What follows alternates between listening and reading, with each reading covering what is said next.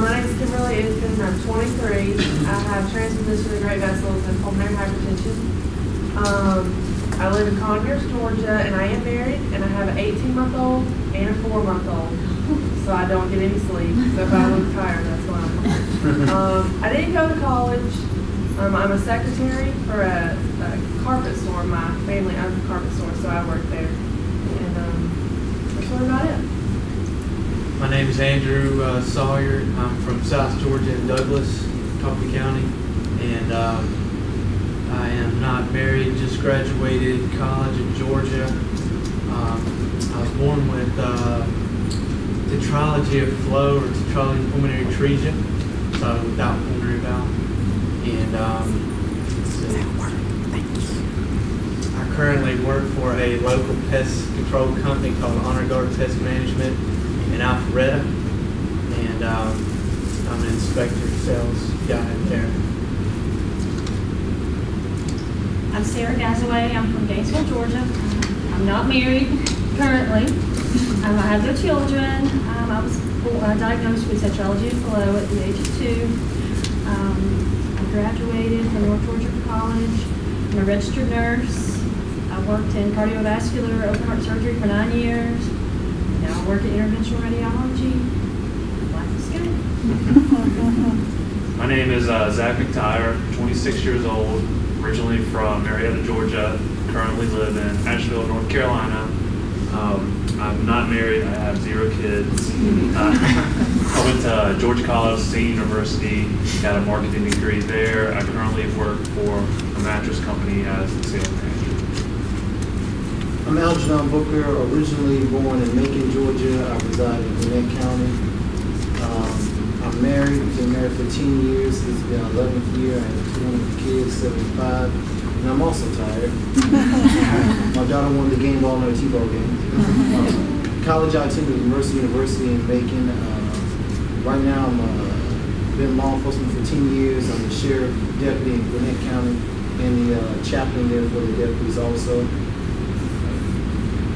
And I was born with transposition of the great arteries. I realized that 3 days after I was born. Okay. All right, the way we're going to proceed is we're going to ask each of you to answer a couple questions, and then we're going to give some questions, and you can just chime in and answer it at will.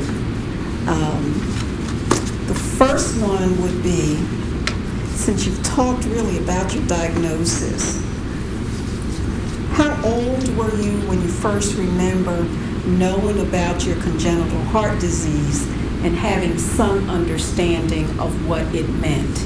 And it's fine if you want to repeat what your diagnosis is and any surgeries you've had.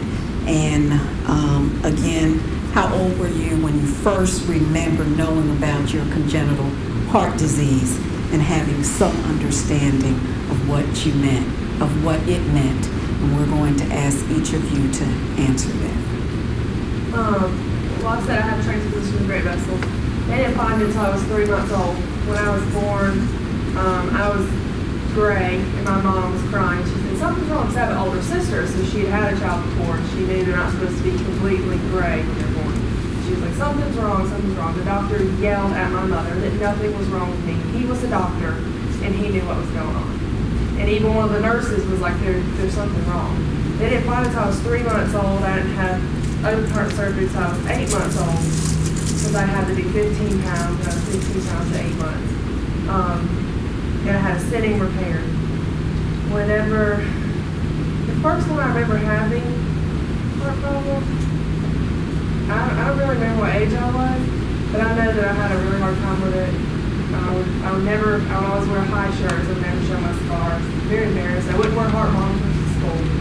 My mom, back then you had to wear them for a period of time. Now I think it's like 24 hours, but it used to be a couple days. My mom would beg the doctor to let me take it home and put it on at the weekend, so I could stay home all weekend and not have to wear it to school. So I was really, really embarrassed. It wasn't until I got in high school that I really didn't care that anybody thought anymore. It was me. It didn't make me any different than anybody else. about. It's just the way God made me. He gave me something for Him to shine through. It's all about Him. It's not about me. I developed pulmonary hypertension in 2007. I think I had it in 2006, but they found it in 2007. And I got my first pacemaker when I was 16, and I got a replacement pacemaker 2 years ago. But I did sports in high school. I did competition cheerleading, kind of see on TV. So I could do anything I really wanted to do. But that's about it. But I don't really remember the age that I remember having a heart defect. Mine was, I had a pulmonary atresia, it's like uniform gray, Osborne blue. And they know it immediately pretty much, so they put me on a helicopter sitting straight at Evanston. And Dr. Williams was there at that. I'm 26 too. And I was going to say that. Oh, Willis Williams. Okay. Just go around here.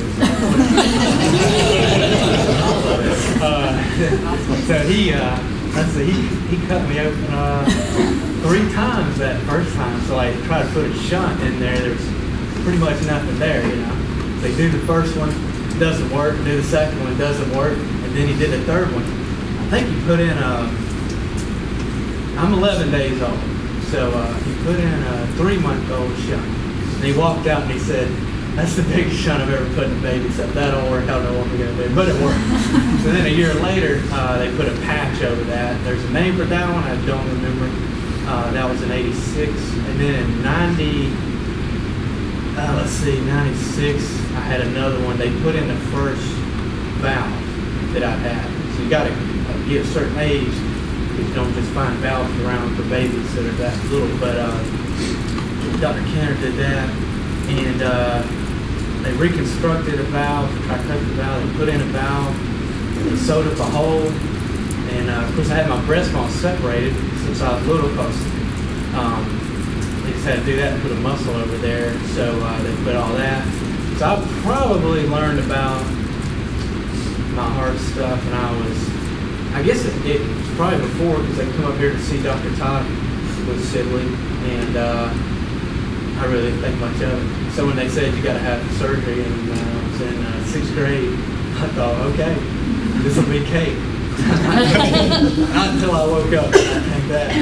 So, anyways, then last year, last January in 10, they put in another valve. So the first in 96, I had a cadaver valve, and then last year they gave me a cow's valve. Actually, Dr. COVID did that, and that was down here. I think that's it. So I learned about when I was little. Probably should have cared a little bit more than I did, but then when I had that first, I only remember, I guess, 2 the surgery got bad. So, but anyways, unfortunately I don't remember much of that. So, I had tetralogy of Fallot, or have tetralogy of Fallot. I was diagnosed at 2 years old. It was discovered, my great aunt used to keep me and my 3 sisters and my cousins, and she noticed that we were all out in the yard playing, and I just got to where I would squat down and look. And she watched me. She notified my parents and got me to the doctor. That was probably on a Friday, I think. I've heard the story 100 times. And by that next Wednesday, I was in the operating room having my VSD repaired, ventricular septal defect repaired. And I remember I'd asked my cardiologist a couple years ago. I guess she said she did something to the pulmonary valve at that time.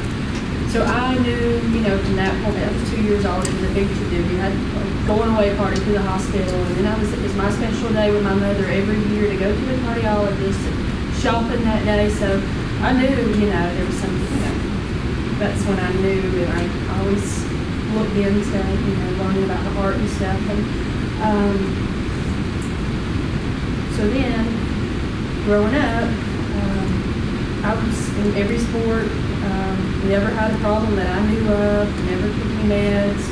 Out of all my sisters, I was the most athletic one, and nothing held me back. My mom says, everything will catch you up and you get more energy. But and then I had my second surgery in 2003, And that was just, I went for a follow-up, and the doctor, was like, the right side of your heart is getting enlarged, and that pulmonary tract is enlarged, we really need to get you in and do a valve replacement before you go into congestive heart failure, and then that's another battle. So, 2003, I had a pulmonic valve replacement, big valve. I had my VSD redone, and then found a ASD, atrial septal defect, did all that, and I was out of the hospital in 4 days and begging to go back to work in a month and a half, and I haven't had any problems. Just take an aspirin a day now. They didn't start me on that last year. But other than that, play sports, work. Is that all the questions?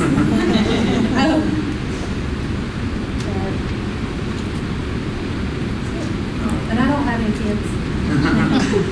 I have a transposition of the great vessels as well. I was diagnosed at birth.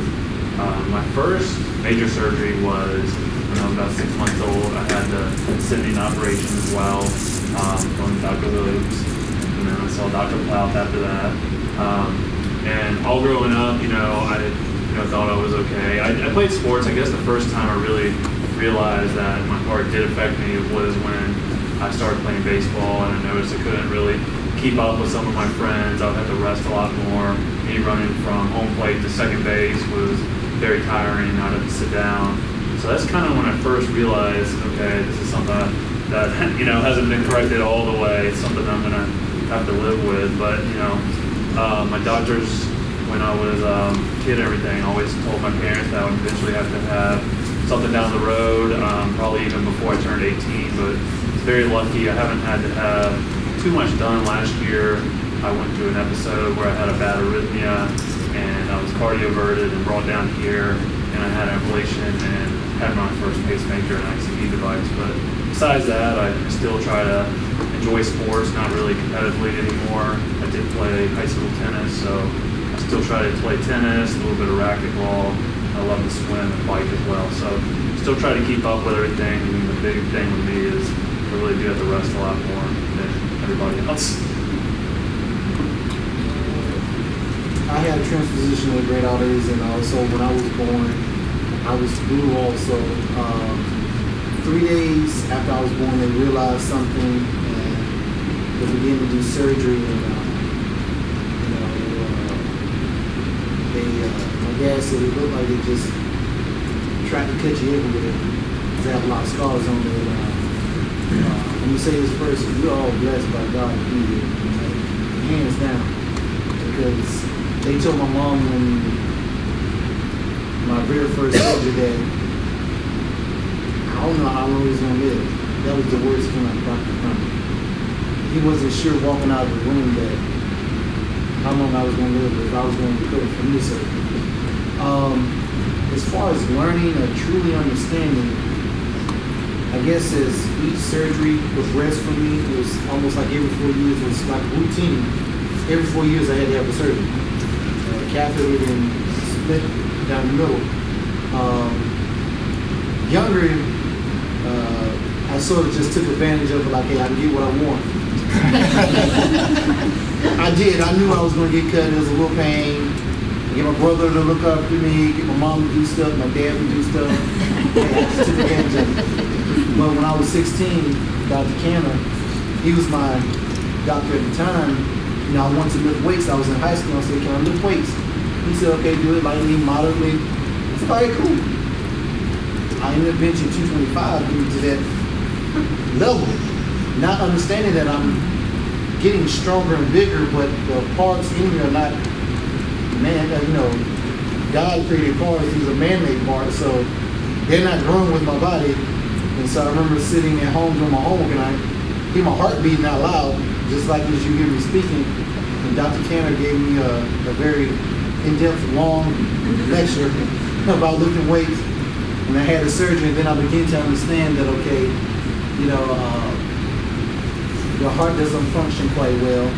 It's my term is just backwards. That's how I look at it. And I have to be a little more careful with my choices with my condition. So, that was just a life lesson as I continued on to grow, I began to understand more and more. And when I met Dr. Wendy Book 4 or 5 years ago, when I came up here, she really gave me a common breakdown of the condition.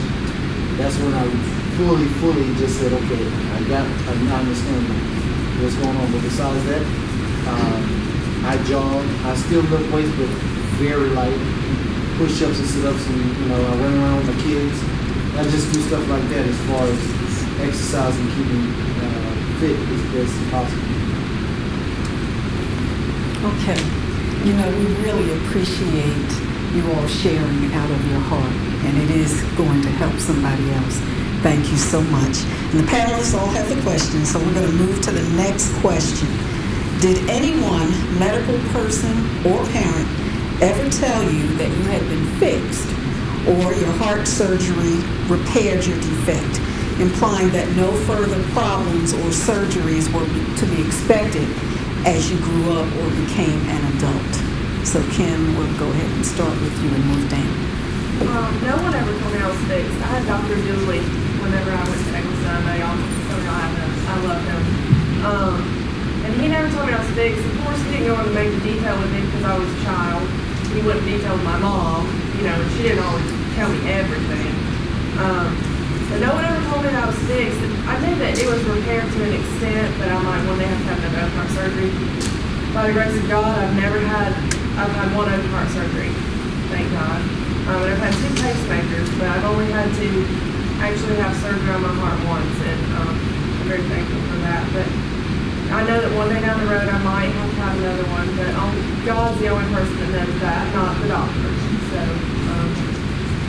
but no one ever told me I was fixed. Same as Kim. Nobody told me I was fixed. Same, no one told me I was fixed. I've always known that I'd have to have another surgery, and even after this last one, I'm on 8 years in this bout. So maybe soon. No one ever told me I was fixed either. The doctors presented it to my parents when I was younger that eventually down the road I probably would have to have something, so enjoy the time when I'm not having something, and that's really my best advice is take it day by day, and the days you're not in the hospital, enjoy it. So.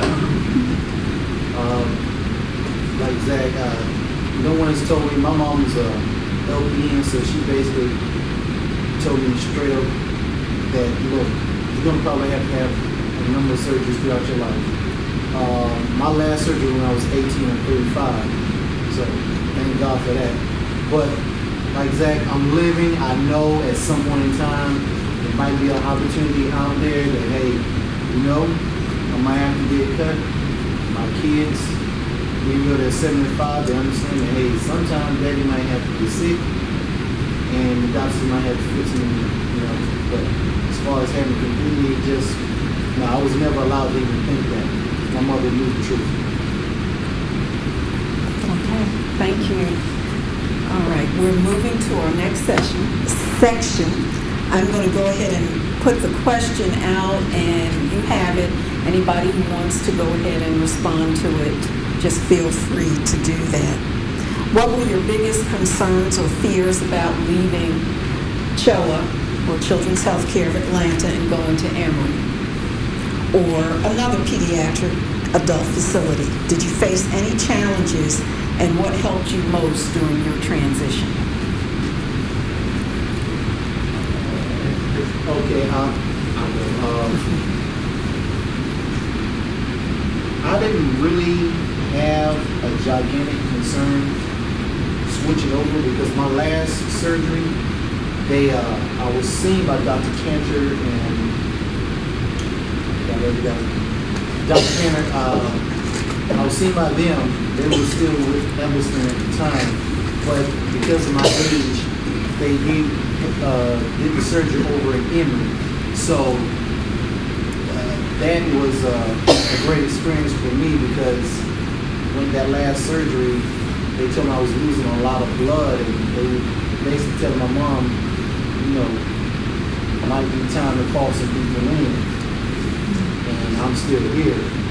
thank God. So, hey, that was a pretty good transition.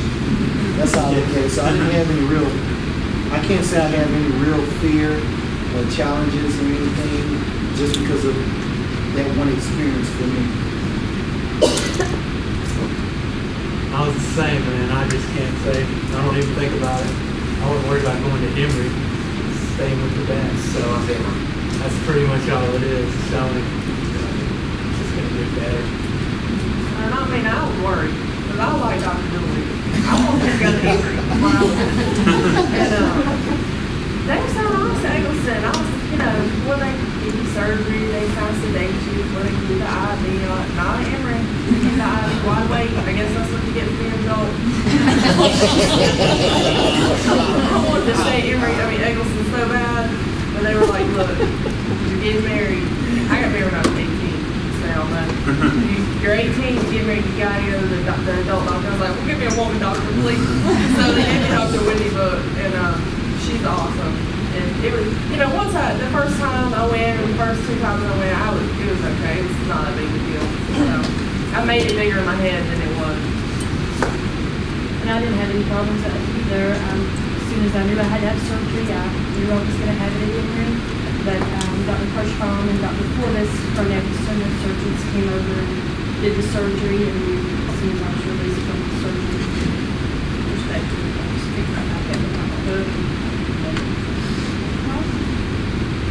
My transition was pretty easy as well. I think when I was 17, the doctor I was seeing at Sibley actually was going to retire, so it kind of forced me to go see Dr. Book and the group over there. And actually liked her more than the people I was seeing at Sibley at the time. And I've been with her since I've been 18 years old. And I really love her and that whole team over there. I think, that they make that transition very easy. I think the hard part is, going out there and finding a regular doctor. And then, not necessarily hard, but it's just very annoying after a while. And other doctors wanting to get involved a little bit too much. So that's really kind of the hard thing out there. As far as the transition from cardiology to cardiology wasn't too bad. I have something to say on finding a primary care physician. When I first got adult, I went to the doctor by myself. My mom didn't go to the primary care physician. I was sitting in that room forever, wondering where they were. They were about to come back with a book, trying to figure out what I had wrong. I had no idea.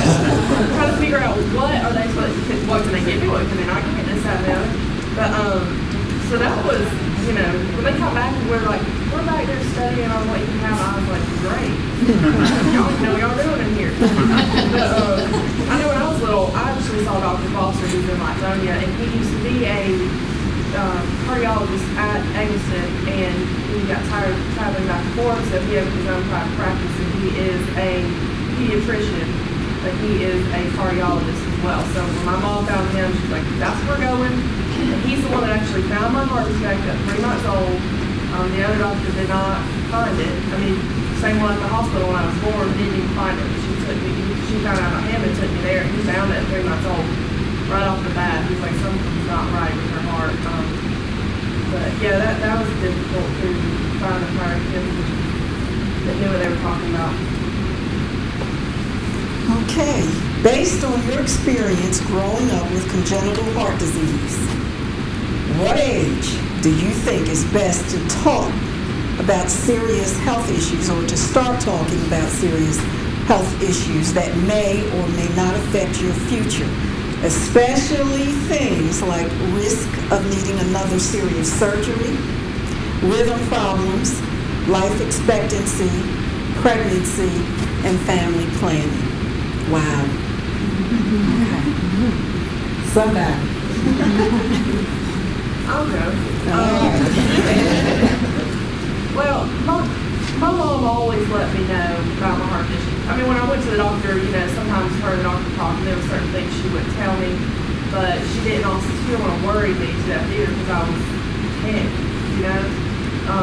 But I always knew that I would have to have, I might have to have no surgery. She never kept that from me. She was never like, oh, your cakes are fine, and then one day, bam, I have no surgery. She never did that. I always knew. I've had rhythm problems since probably when I was 16, I got my pacemaker because I was so tired all the time. And I went to the doctor, my heart rate was 32, which is very, very low. So I got my first pacemaker, and after that I started having some rhythm problems. I had a tachycardia. And last year I went out of rhythm and they had to, Cardio over? Yeah. Yeah, that's fun. They had a cardio over last year. And when it comes to life expectancy, no one knows that. That's up to God. God calls the shots on that. No doctor knows. They can't put a time frame on your life. So my life expectancy is the same as yours. You don't know when you're going to die. I don't know when I'm going to die. I have 2 children. One's 18 months, one's 4 months, and they're both adopted. By the grace of God, I didn't have to go through any agencies. Just people we knew. They knew someone that knew someone. I have a girl. Her name is Bristol, and then my 4-month-old is a boy. So I have a boy and a girl. His name is Wyatt. The doctor told me that it wouldn't be, I could carry a child, but it would not be smart. With the pulmonary hypertension, it's almost every time it's going to kill you. You know, your pulmonary hypertension. And with the transposition of great vessels, it could put me into a heart-lung transplant list in my 20s and 30s. I don't do that. I don't want to raise them. I don't want someone else to raise them. I tell my husband all the time I'm going to outlive him. And I don't plan on it. Y'all know what I mean. I'm not, no, I love my babies, that whether they're adopted or not, they're my children. It's irrelevant. God sent them to me in a very special, special way. They can never be replaced. But, you know, Dr. Dooley didn't talk to me about that because I was a child. You don't talk to a child about having children, you know, when they're 10 years old or 8 years old. But when I went to Eggleston for the first time, Dr. Book, she said, you can't, this is not smart. And I lost it like I do right now. And I went back because I was engaged. And I told my fiance, my husband, I said, I guess I'm so sorry. And he cried and he said, I love you for you. And he went back to England with me. And Dr. Book sat down with both of us and talked to us both. And he knew from the get-go that I could, it was not smart for me to birth children. He knew that. And when our daughter was born, we were there and to see the look on his face, it just broke me. And she's a daddy's girl. And my little man, he won't let me put him down. He likes to be held constantly. But, so when it gets to that point, some of y'all might have older children, girls especially, it doesn't matter if they're adopted or not. They're their babies, and remind them of that.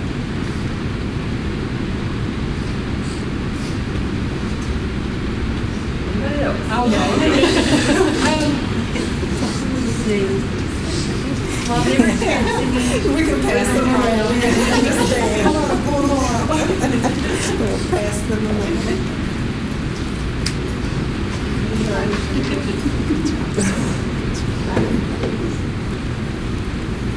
As far as when is the best time to start talking about serious things in life, I guess, when it comes to surgeries, future surgeries and rhythm problems, you never know. I've been fortunate not to have any rhythm problems and never have. But, when your child, wants to play sports and things like that, you just have to, explain, about the surgeries, the rhythm problems, just things like that. But let them, still do it. My mom always, told me, well, the risk, you have to just be careful. You have to know when you stop, those kind of things. Life expectancy, I have to agree here, no one knows. And I don't live my life. I take care of myself, but, I'm going to die. I may die tomorrow. Well, we all could. I could die when I leave here in a car accident. Pregnancy, we just talk about that, really. Like Tim was saying, when we were a child, that's never addressed. And as we grow up and we start talking about getting married, I've been married before, but that just wasn't something on our priority list. Once I started seeing Dr. Book and things, I did always speak to her about it just to kind of see where I was. And, she explained to me that, I could have, but the process of, you plan it. Not only, I know you're never financially ready for a child, but when it comes to congenital defects, you have to look at some complications that you're already at risk for, being out of work or what have you, getting on bed rest and all of those kind of things, not like just someone that has no problem. So I think it's just that's like when I grew up and when I was ready, when I wanted to know about pregnancies and the IAPs, it was never pushed, so I never had that, it's not negative, I guess you could say negative thought of I'll never get tested because I'm going to do this one. If I wanted to know, then I could discuss it. I know there's other options. And the relationship I'm in now, I have assumed to be stepdaughter, so, yeah.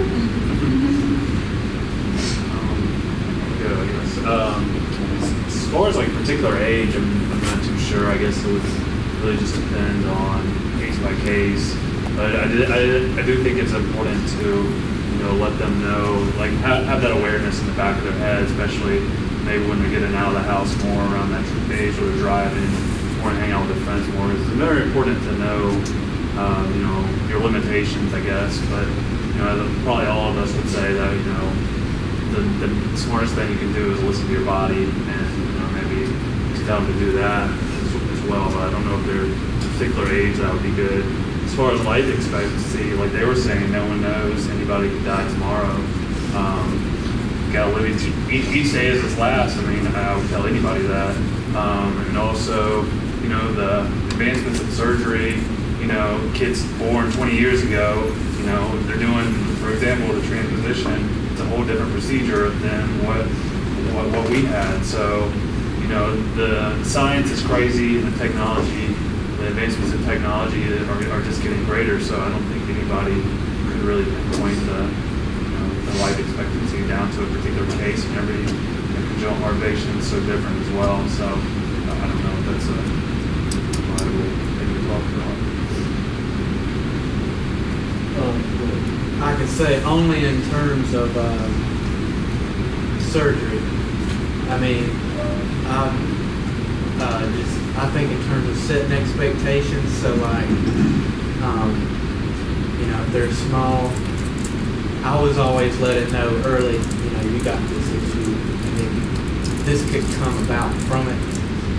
It's just, think about it in your own, you wouldn't want to be 12 and then be hit with it all at once, and then operation. So, to me, it's just about setting expectations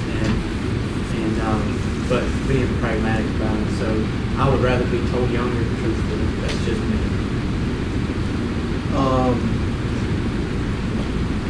Growing up, my mother, my dad sort of continued to talk to me about it. Like I talk to my kids about, their body parts as they grow older. You can tell me more. So she told me more and told me more. But one thing she did not ever, her nor my father, ever said that you won't find a love. As far as family, I was dating my wife, Mercy. She told me God has a plan for you. You see in Jeremiah 29:11, it says God has a plan for your life, a plan of peace and not of destruction. I learned that. I got a wife that stands by me. She knew what the deal was when she married. When we got married, we got together. Talked about a will. I mean, I'm 20-something thinking about a will. We got the will situated. Talking with Dr. Brooke and discussing things as far as my children. One of my biggest concerns was, is my son going to have a heart condition? Is it hereditary? Or is my daughter going to have a heart condition? Is it hereditary? Right now, there was nothing seen. I had the children check that. I even paid. I said, look, man, do it again. I did. But, those things as far as family planning, don't sit here and hold it all in and just, like you're saying, drop it all at once. Continually talk to them about it, especially as they get a teen. One of the realest conversations I've ever had with my mother, when I had to have heart surgery, 16, the last one, 16 and 17, I was mad. I was in Dr. Skinner's office crying. I said, I don't want to have it. My mother just simply looked at me and she said, son, do you want to live or do you want to die? That's just the nature of what you have. Not that she didn't trust in God, but she made sure I understood that you have to take care of your body. You can't jump in and carelessly frolic around like other people do and live life like that. But as far as needing another surgery and things like that, I've been fortunate to have good doctors like Dr. Cantor and Dr. Book, and even some of my family physicians that I had in Macon, and even here at Dr. Dunback and Gwinnett. You know, they always let me know, there's always a chance, but don't live life in fear of that chance.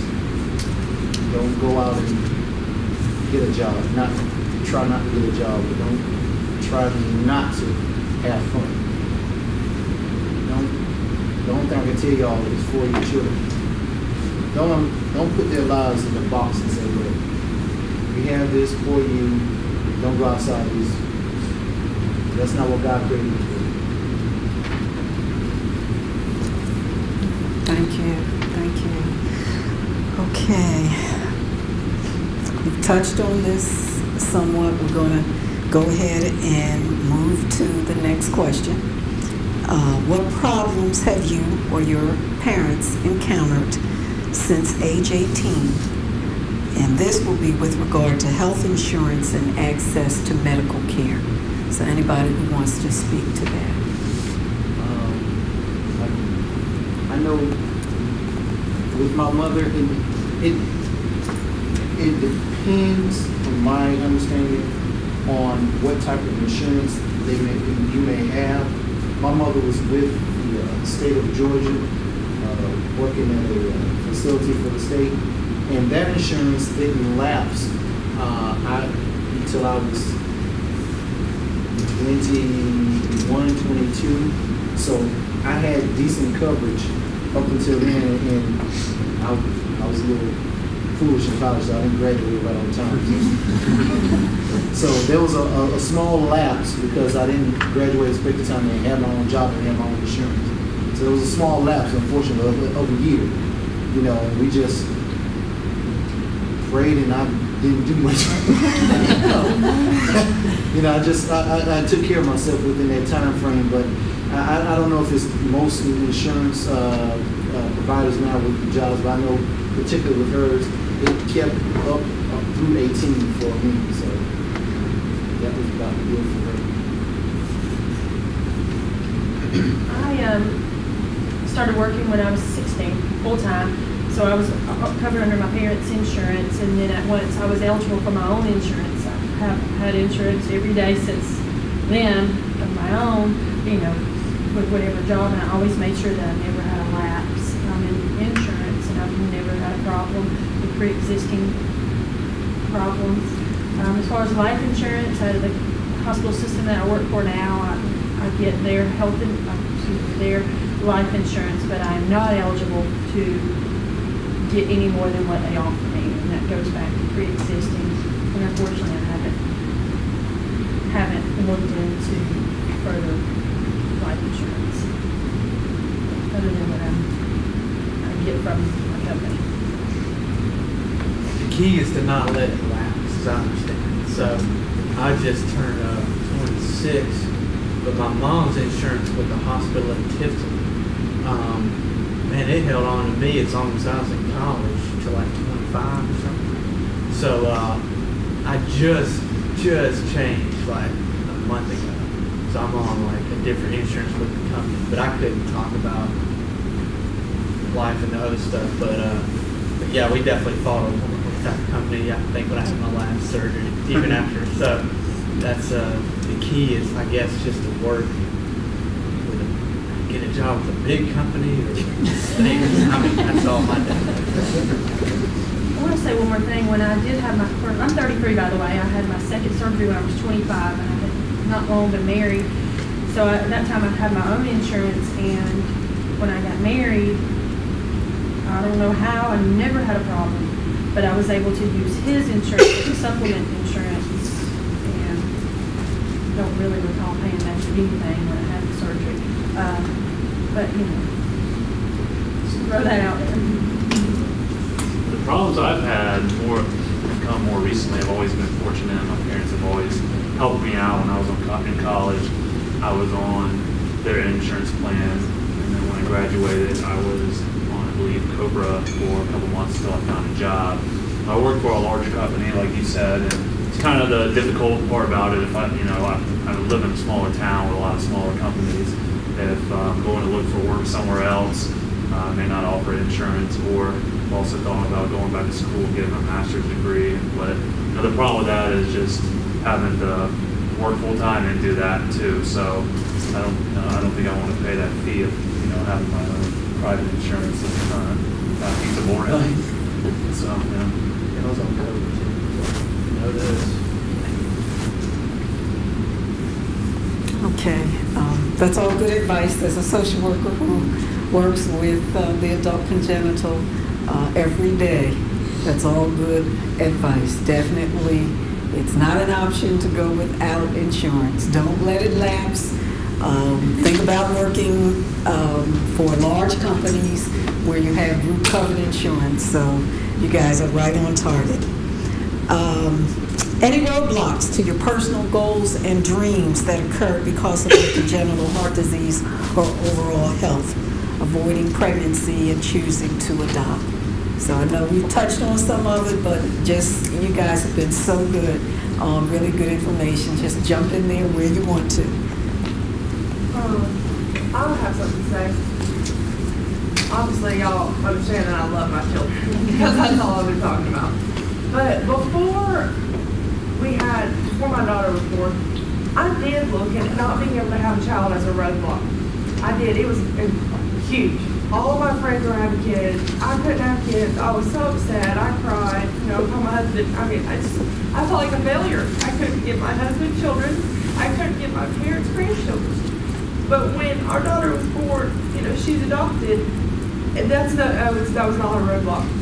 God knew when she was conceived that she was my child before she was ever conceived. It doesn't matter if I birthed her or not. So now that I look back, that was not a roadblock. That I would not even consider her or my son ever to have been a roadblock, because they were mine from the time creation began. God knew that I was not going to be able to have children, and that they were going to be my children.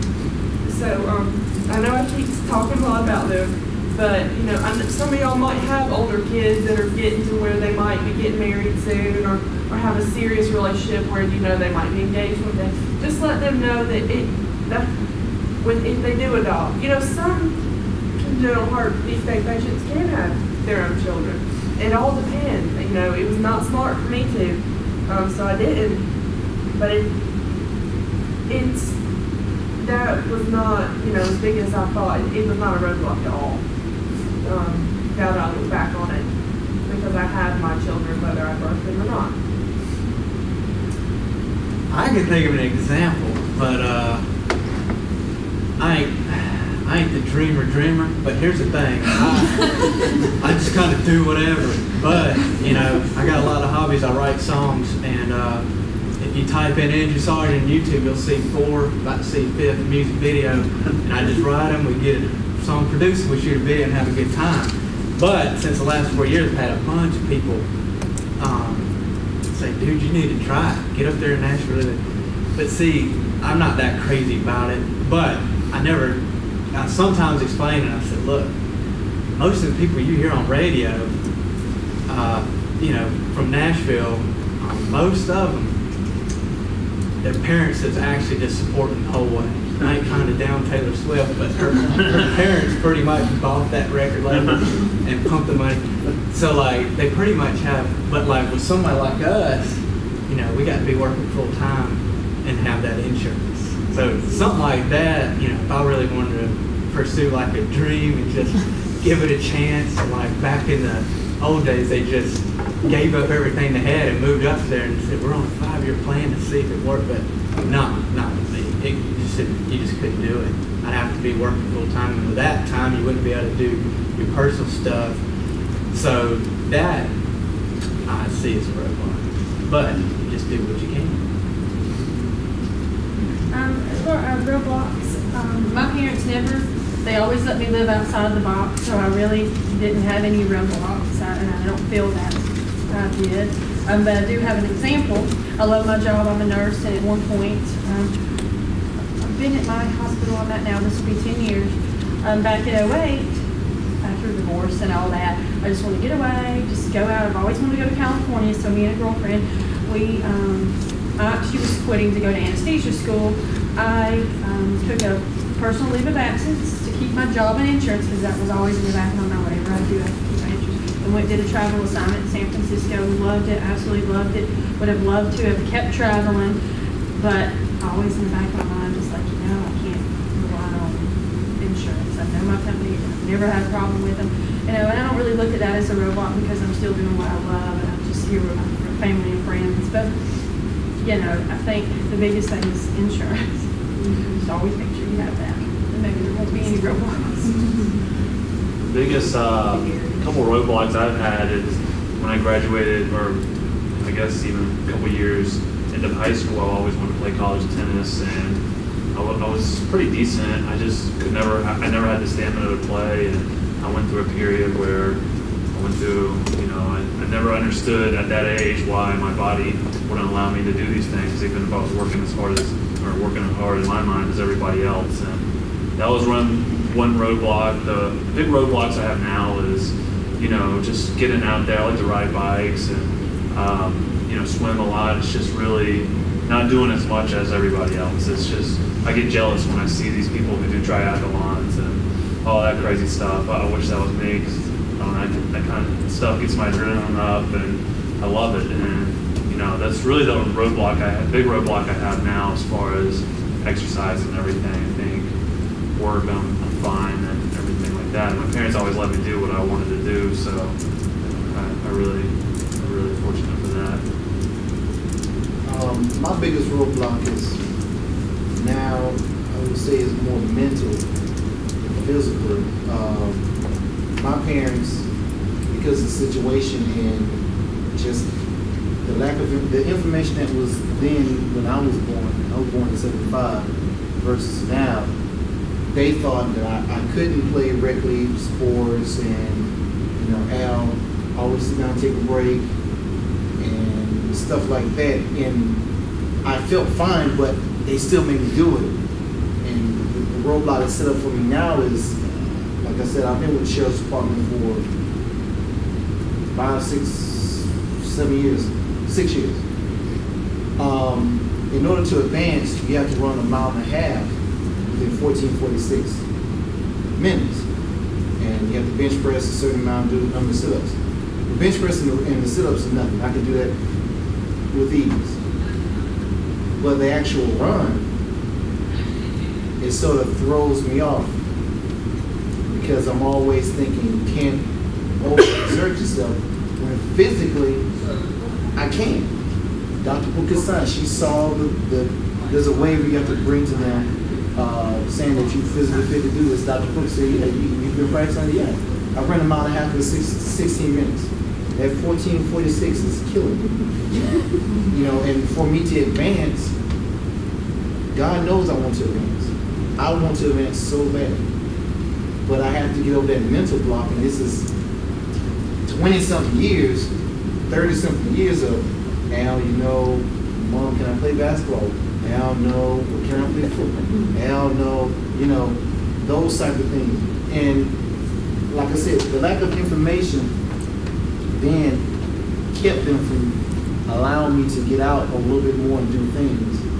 And so now, as far as the biggest roadblock, for me, that truly is, like I said, insurance. There's certain little dreams like I would like to do. I would like to go in ministry full time. At the same time, I gotta have insurance. Not only for me, but for my kids. you know. So that insurance and just that mental instability or block of glitch, whatever you want to call it, is a setback for me. It has been so good, and we're almost at the time where our time hearing from you is over, but there may be a burning question out there. Is burning. Yeah. Go right on. Go. Our daughter's 8, and the one thing that, well, not the one thing, but something that I'm looking forward to in the future is when she turns 18 and she goes to college, and she'll probably go away somewhere. So, like for you guys, when you moved out, you weren't at home, how important was like the medicines? Like my daughter's on a couple of different medicines. I was at 18 when I went to college. If you said you got to take these medicines, I'd have been like, it's getting my drinking time. I don't know, you know. I was focused on other things. For you guys, having grown up with it, I mean, would that be something like it was? You knew, hey, I'm responsible. I got to take this medicine, or I got to do this. That's the way I was. Oh, were you asking one person? No. I just knew every morning I got up, first thing pops in your head, you got to take my medicine. Because I keep it in there where, like, bathroom, I brush my teeth and everything, so it's right there. So I see it and I know I got to take it. So it was never something I just forgot about or never thought about. I knew. I've taken it since I was 8 months old. I have to take my medicine. It's just part of my day. But I went to Georgia too, so I know at Georgia there's other things going on. Yeah. First thing on people's mind. And I didn't take any medicines, fortunately, so I didn't have to face that. I was pretty, I wouldn't say bad, but I missed a lot of medicine in college, and I got to the point where I was having arrhythmias, and you know, I could tell I didn't feel as well, so that kind of got me back on track, and I probably did some stuff I shouldn't have done, but as far as taking that medicine, yeah, I guess I'm lucky I didn't have bigger problems after skipping it. At the time, I was only taking medicine every morning. Now I take it twice a day, but I mean, some mornings I would wake up and, you know, if I was in a rush for class and I missed my medicine, then I missed my medicine, I'd take it the next day. Now I take medicine morning and night, and I have an alarm on my phone. So getting a little bit more responsible. I guess it's just something you have to learn, time. Yeah, it is very important. So. Yeah, I agree. In college, you know, I stayed home because Mercer, I lived in Macon. So, but when I moved out, taking the medicine was it was like putting on your socks. It's like secondhand nature. So I honestly don't think they're just gonna fall out from under. Like sometimes you do forget that. Yeah, there's been plenty of times I forget. I used to work at the factory late night and get up and go to school. If I'm exhausted, don't worry about this test. Yeah, I might forget it that day, but it's routine. So just forgetting it, no. Yeah, I'm pretty much they take it. And I am 23, and every time my mom calls me, did you take your medicine? I'm sure y'all will do that.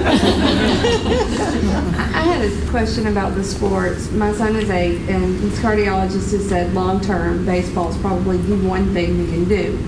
And there are other things, like his cousin plays soccer, his cousin plays football. And my feeling is I don't want to start him in those sports if I'm just going to have to take it away. And so I've kind of tried to funnel him into that baseball. I mean, do you think, having been there, that that's the right thing to do? He does play baseball and he enjoys it, but I've just focused on that one sport because that's what his cardiologist says he can do over the long term. Follow what the cardiologist is telling you. I mean, I'm just afraid if I let, he can play little kid soccer, that's fine, but he's never going to be able to play on a high school team. And so you've been there. What do you think? I played soccer for a year, and I just got out of breath all the time. if they've cleared him to do that stuff now and he wants to do it, I say, why not let him do it? And I think it will probably come to the point where he doesn't want to do it anymore because he doesn't feel good doing it. Right. But that's just me. But I would say if he can do it, then let him do whatever he wants as long as it's okay with the cardiologist, because you don't want him. I wouldn't want him missing out later and I could have done that then, but I can't now. And I guess you got to do stuff while you can. Yeah, that's one thing my mom said. I have 2 sisters, the older sister, younger sister, and I did whatever they did. My mom didn't say, "Can you sit down? You can't do that." She would tell me, "Just listen to your body. they know I knew when I was tired. Just like she said, she was 2 years old and she would stop. She didn't really understand why she was stopping them, but she knew she was stopping because she was tired. They know when they're tired, just like you know when you're tired. I mean, it doesn't make us any different than anybody else. We know when we're tired. We know when to stop. So don't Just keep them in a bubble. Let the coaches know. Oh, yeah, I always do that. I All the always way do that. through, but my thing was, Dr. Todd said no varsity sports. Not that I was good enough. But that was the thing. So it was like, well, do it while you can. Right. But most people, I mean, by the time you get in high school, then you're either like, you're going to be a lot bigger or something, like anyways, but I would just let them do it. The small percentage of people probably play in college after that anyways. Right. But let the coach know. Just let them, tell them So they're out there pushing them. to listen to their body. I mean, I think that's the most important thing out of anything. It's, even the best cardiologist in the world can't tell you how you feel. So it's all about listening to your body. They know their body better than anybody else. And like I said before, if they're playing those sports, there's going to come a period where not only the cardiologist tells them not to play it, but they're not going to enjoy running around all over the soccer field. I like to watch soccer still, but I would not want to, be out there anymore. So. One more. I have a question on siblings. If you have siblings, as adults, have you had a conversation about how they felt about growing up with you? I shouldn't say this, not a serious conversation. My sisters always knew what was going on. Actually, they were a little jealous of the one day year that I had to go to the cardiologist because I was going to be all about me and Mom and shopping and what have you. But we've never sat down and discussed it. I mean, because I think they know just by watching me grow up and learning, and me and my mom would talk about things. But they've never questioned anything. I mean, I think that's just because I was always just like they were. I did everything they did and more, a lot of times. I have an older brother. We never really talked about it growing up. Now he's in med school. So I think growing up, he didn't realize how serious it was until he got involved in the medical field. And now he really understands. So I think when he first got in med school, he kind of felt more sympathy for me or pity for me than he ever has. Well, not nice for me anyway. I don't know. But now we have like it's kind of cool though because he kind of understands a little bit of what I had. So he's a lot more understanding than he used to be. But I mean, I think it is good to talk it out with your siblings and it really will go somewhere. For my siblings, I have an older brother, a younger sister, and my youngest brother has cerebral palsy. So me and him, we're real good. Me and my youngest brother, Josh, we talk a lot about life and dealing with difficulties. And my older brother and my sister, they were just protective, somewhat authoritative, when they thought I was doing too much or thought Josh was doing too much or whatever the case may be, they sit down and they were protective. As soon as somebody got smart, hey, it was it. Great conversation with them, and they were just protective, and they grew to understand that, okay, Al's a little different, Josh a little different, but they're still my brother, and we just had a great relationship. For us, it didn't cause any strain. Like she said, every now and then a little jealousy, because when I drove from Macon, we had to drive from Macon, come up here to Atlanta for our visits. They knew that I was going to end up eating lunch somewhere and getting my ice cream because we were nowhere near home for Mom cooking. So they already knew that automatically. And besides that, it was just regular relationship. Yeah, I have an older sister and a younger sister. My older sister has hypoglycemia, which is not really that big of a deal. My younger sister has epilepsy, so she has to go to the neurologist all the time. So, and my older sister has to go, I don't know what the doctor is you go to for like hypoglycemia. Yeah, she goes to endocrinologist all the time. And I go to the cardiologist all the time. So it's not really a big deal. Never really talk about it. Go with the flow. Now, they always ask when I come back from the doctor, how the doctor's want me to go. They want to know what the doctor said. Am I doing better? Am I doing the same? That's it. Which I asked them the same thing. Like my sister went to the neurologist last week. I asked her about her appointment. But no, it's never a big deal. They didn't look at me any different, treat me any different. They weren't like, can you sit down? None of that. I was right there with them.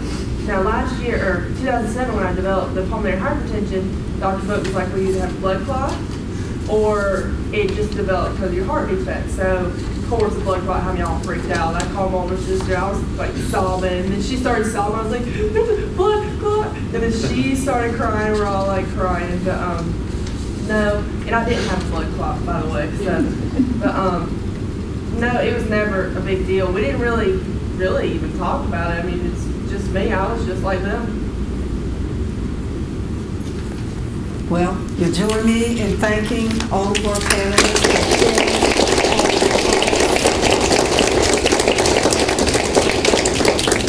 You guys were just awesome, gave us good information, and I'm sure have helped a lot of parents and kids.